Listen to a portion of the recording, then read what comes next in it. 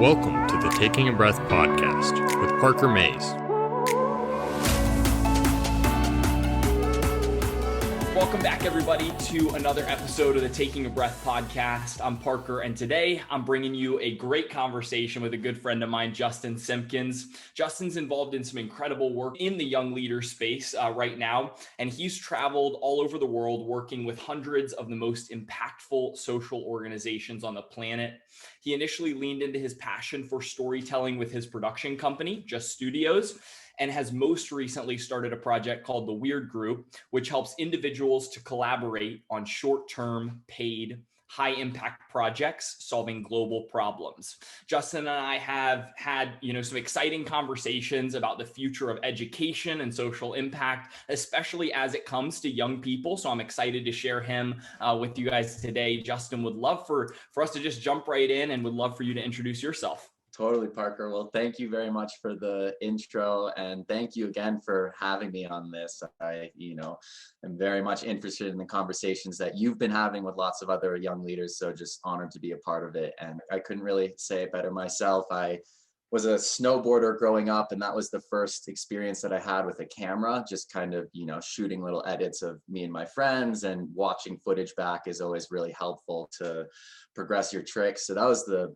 first time I really picked up a camera, and I found that I just had a knack for it. I really enjoyed capturing people. I really enjoyed tying it all together. And then I really enjoyed the look on people's faces when you actually show them a video that you've made and you kind of reflect the beauty that they portray back to them. I found that I've always been fascinated by the spark in people's eye, and really this question of what attracts people to certain things. That's always been really fascinating to me, whether it's art or movement or social entrepreneurship or engineering, whatever it may be. I just think it's fascinating that people, and specifically young people, get really lit up about things. So yeah, it's been a fun journey. I love it. And I love that passion, that energy. I really resonate with that. I feel like even with some of the stuff that I've been doing, it's that in terms of sharing my story, sharing other people like your story, when I get that reaction of, oh my gosh, I really connected with this person or their story or different pieces of that. It's the same thing for me. What initially inspired that shift from doing video and doing storytelling to what you're doing now with the Wyrd Group? Yeah, that's a great question. And again, I feel like I've kind of been along for the ride, if you will. I've been grateful that these opportunities have just been presenting themselves and kind of following the little breadcrumb trail, to continue to build this experience, if you will. And that led me to this program called Watson Institute. And Watson is a super amazing program. They're working to be the first degree-bearing incubator. So the idea is that you apply in with a venture that is socially minded, so trying to do good things in the world, and then you can actually build out your business and get a degree at the same time. And this was really the first time that I dove into what social entrepreneurship is. And I was totally the minority. The first class was 12 women and me and one other guy. I was the only American there. So I had this incredible global network of people from South America who were passionate about sustainable farming, and people from the Middle East who are interested in progressing women's rights, and people from Africa who are looking at sustainable energy. Wow. And it kind of blew my mind. I was like, oh my God, there is this group of young people all over the world, the most diverse backgrounds that you could possibly think of. And they have this intrinsic spark that they are focused on solving really complex challenges that they have a personal connection to. And that was kind of this eye-opening moment where I was like, I want to be involved with this. There's young people who are passionate about finding the intersection of what is my purpose and how can I use that to make an impact in the world. And I kind of fit right in there. Promotion is a big part of, changing these global narratives. And I started to capture them, and I started to capture young social entrepreneurs and really get a knack for what does it mean to tell kind of an impact-based story. But I think it's a testament to the human spirit, if anything, that people have been through horrible atrocities and have seen these problems right in their face, and then their only thought is, well, what can I do to make it better? How can I actually get involved and help this? And that's the narrative and the conversation that I'm really interested in promoting. And Just Studios, the production company, was a vessel for me to kind of do that. I continued to do that for a couple of years. You know, the company is still active. We just still do have projects that are going on. But as I was getting more into this, and I'm really grateful that I have a ton of primary research from these people, right? I've sat and had intimate interviews with hundreds of social entrepreneurs and people from all over the world who have, again, seen these problems and want to do something about them. And I started to see some themes within there. I started to really look at what social entrepreneurship was, how impact was actually being made, what were some of the gaps.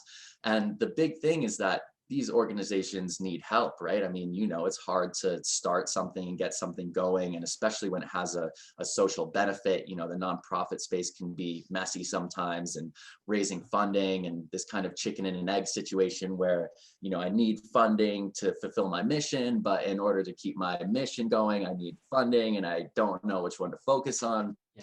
So I just started, these things kept coming up right after these interviews would end. I'd be like, like they said something very similar to the last person. And I started playing into that a little bit. And I started to look at, okay, like how can we promote this impact space more than just media? Because while I love video and I love the feeling that content can give you when you watch it, I've always had this issue with that. You watch a piece of content and you get super inspired, and then the video ends. Yes. And then you just go back into your life. You keep doing whatever you're doing, but it's like, how can we take that inspiration and actually move it to the next level? In these conversations, talking with young people who are trying to figure out their life, overwhelmingly, people wanted to do something good. Like people wanted to find that intersection of what is my unique skill set and how can I actually use that in a way that benefits the world. So I found myself in between two very interesting and what I think are complementary groups. One are this group of people who have seen problems and want to do something about them. And the other one is this group of people who are trying to figure out their lives, have some flexibility within what they want to do, but overwhelmingly want to do something good. Yeah. So I started saying those go together in my mind very well. How can we apply the potential of motivated young people who are exploring what they want to do in the world with the most impactful and promising solutions to some of our biggest problems?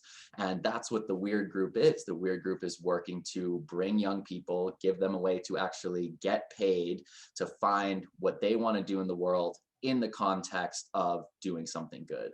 Yeah. So you guys have already run a few of these kind of like trial groups and everything like that, I know. What kind of separates, the initial excitement of, we talk about the video or we talk about the subscribe button, that just kind of initial inspiration from, where what you guys are looking to do, which is, make this long-term impact. Do you feel like there's going to be some sort of divide between people's perception of, I'm so used to consuming content, and would they potentially get burnt out off of trying to do this? Or, hey, what's your initial thought on that?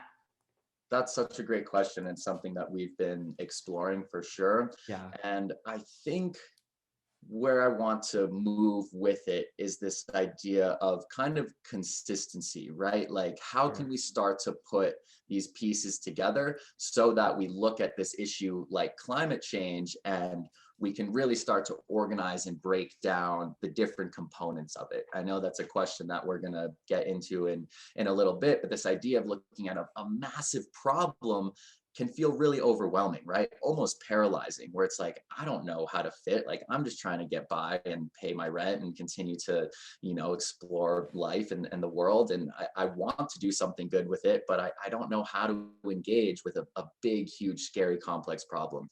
So this idea that we could start to connect projects together is something that I'm really fascinated about, where we could have one group working on, something that has to do with the oceans and getting plastic out of the oceans. But we have another group that's looking at carbon and how we can sequester that. We have another group that's working on natural disasters, right? And these are all kind of components of this bigger issue. And, long story short, I don't have the answer to this right now. It's something that we're trying to figure out. But what gets me really excited to kind of deal with what you were talking about of this overwhelm and I don't know what to do is, how can we allow people to navigate this really, really easily? And how can we say, we see you, we hear you, We see where you're at, and we want to tie you into this greater picture. There's some stuff going on in this area over here. There's some stuff going on over here. There's some stuff going on over here. These are all different little avenues where you can take one step in to actually getting into that greater mission of how do I find my purpose and my impact. And I know we've talked about this a little bit in the past, the idea of the roadmap, the idea of like tying people into the bigger picture. And it's something that even, part of the reason I asked the question is within kind of the personal development space, I struggle with the exact same thing. People, the idea of personal development is this lifelong journey, right? Yeah. And so is this huge idea of social impact. And so it's something that I'm even just trying to figure out, okay, where can we tie people into where they are on the roadmap, all of these different things. So I think it's fascinating, and I'll be excited to hear as you continue to develop that. One thing that I am interested in is I know the big intersection that Wyrd kind of comes into is this idea of the paid experience and getting that initial education and making an impact. What is the significance of all of these pieces being able to kind of come together for young people, especially? Totally. That's an awesome question, and one that we, again, have thought a lot about. And the answer to it is we're not just like throwing this solution out there, right? We didn't just come up with, paid project-based short-term work is something random that we're going to kind of throw at the wall and see if it sticks. Yeah. It was through conversations with lots of people. And what we saw, again, was a number of themes, is that when you're building your career and when you're trying to find your place in the world, while you have kind of a northern star, there's a lot of flexibility within that, right? It's like, I kind of want to do something over here, but I'm not really sure if that's what I want to do. This idea of having a single career that you're in for your entire life is kind of something that we have seen young people not be as interested in. People want to explore, they want to meet new people, they want to find different avenues of how they can get involved in different ways. So that was what the motivation around, this idea of short-term work was, right? We want the Wyrd Group and the projects that the Wyrd Group provides to be something that you can do in conjunction with the rest of your life. If you have another job, if you have school that you're focused on, if you have other responsibilities, this is something that you could put 10 to 15 hours a week in, that could actually play kind of in the side of your life, and that you could start to add to your resume, add to your experience list. And furthermore, the idea of paid projects is something that obviously has been a struggle to figure out, right? Money is obviously the huge component of this thing, but we want to value people's time. We believe that in order to really have somebody engaged with something, we want to show that we believe in you and we know your skill set is going to have, a really good impact, and we want to honor that. So this idea that you could have this 10 hours a week where you're actually getting paid a fair wage could really help you to find the space in your life to engage with some of these things. And what we want to challenge is this idea of volunteering. And I really do believe in volunteering. It has created a ton of amazing impact. I'm not bad mouthing at all. I think we still need to continue promoting that.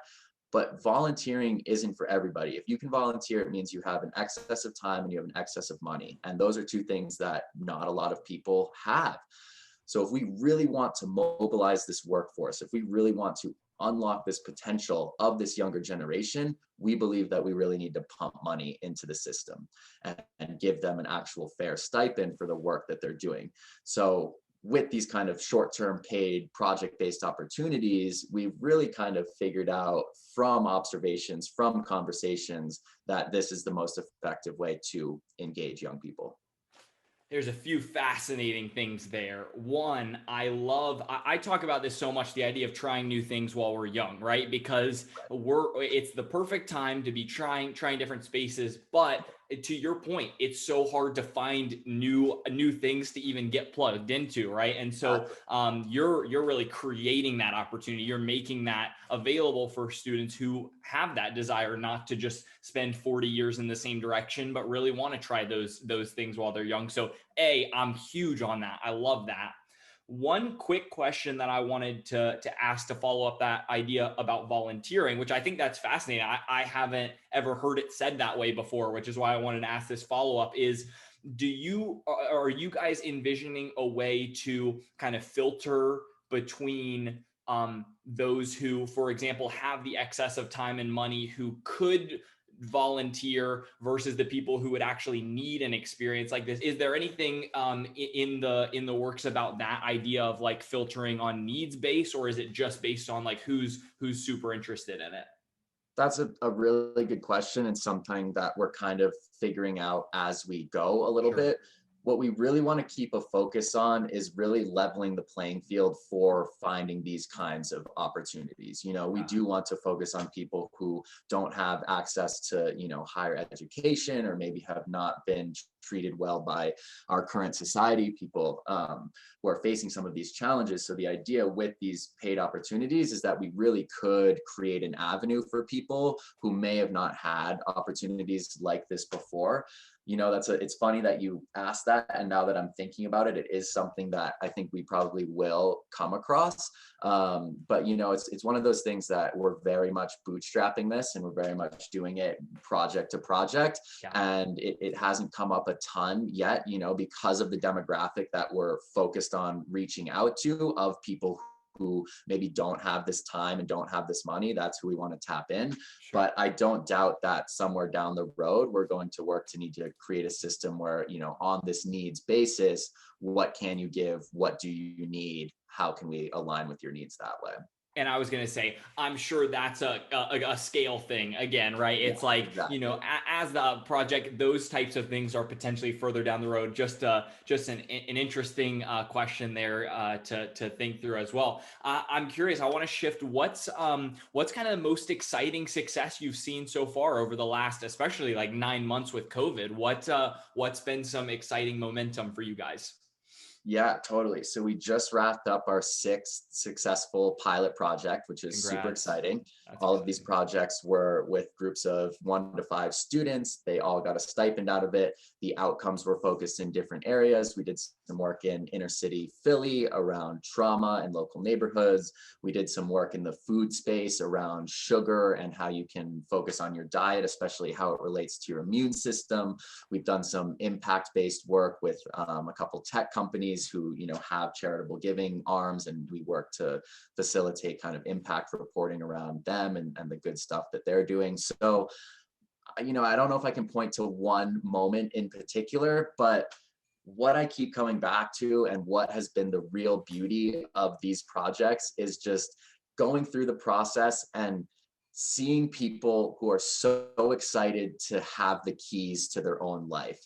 And what I mean by that is when you give a young person who is hungry for opportunity, is hungry to find what they want to do in the world, is hungry to find how they can make impact, if you give them the keys and say, hey, you are doing this project, we're going to give you cash for it, we're going to be there as a support, but this is a real opportunity for you to gain experience, to meet new people, to add a point to your resume, to actually make some impact in the world. Seeing that has really been the big factor in this whole thing. And it just continues to give me energy that, this is a question that I think we're probably going to get into, but I think it connects nicely, is that the younger generation has kind of a bad rap, right? Like, we've gotten a little bit of a bad rap, and, rightfully so in some ways, right? Like, I totally understand the disconnect between older people seeing this entitled group of people who are opportunistic and want things on their own terms. But what I'm fighting for, and what I want to really push for, is to challenge that, is to say, actually, this group of people is the most interconnected. They're technologically native. They're very well versed in what's going on with the world, and they desperately want to participate in that. It's amazing to have education and to learn about things in the world, but people are like ready to go. They're like, okay, I've learned all this stuff. I like see all these problems in the world, and I want to go after them. And for Wyrd to be a mechanism to really start to realize that, to make the transition from I'm kind of in this prep phase of life to I'm actually doing my life, and I'm actually fulfilling my purpose and my mission and doing good at the same time, that has been really amazing to see. So I've just kind of reinforced my belief in the younger generation by running these projects, and I'll continue to push for it and fight for it and create content about how, we really are the ones who have the keys to solve some of these major problems. And it's about working with the powers that be, right? Like, I don't want to come at this as a combative angle of like, oh no, we're here to take over and you guys messed all this stuff up. Like, no, this is a collaborative conversation where we have skills and experience and insights, and so do the people who are in control right now. And it's how can we work with each other most effectively to really make outcomes happen. I love that vision. And I that was exactly where I wanted to go was, there is this disconnect, right? Between, for some people, our generation versus older generations, and just seeing the way that you talk about it in terms of this collaborative effort and bringing on the skills that we have uniquely and the passion that we have and the energy that we have, and connecting it with the people who have the influence, who have the actual decision-making power. I think that those two pieces coming together in a collaborative effort is going to make the difference, right? And that's the same thing that I struggle with a vision for younger people, for high schoolers and for college students. It's all about, okay, you guys are the ones who have the passion, the energy, and the tech and all of these kind of nuanced things, but where can we really make the impact? How can we create change in our social circles and the people that we spend the time with? And so I'm very passionate about those exact same things.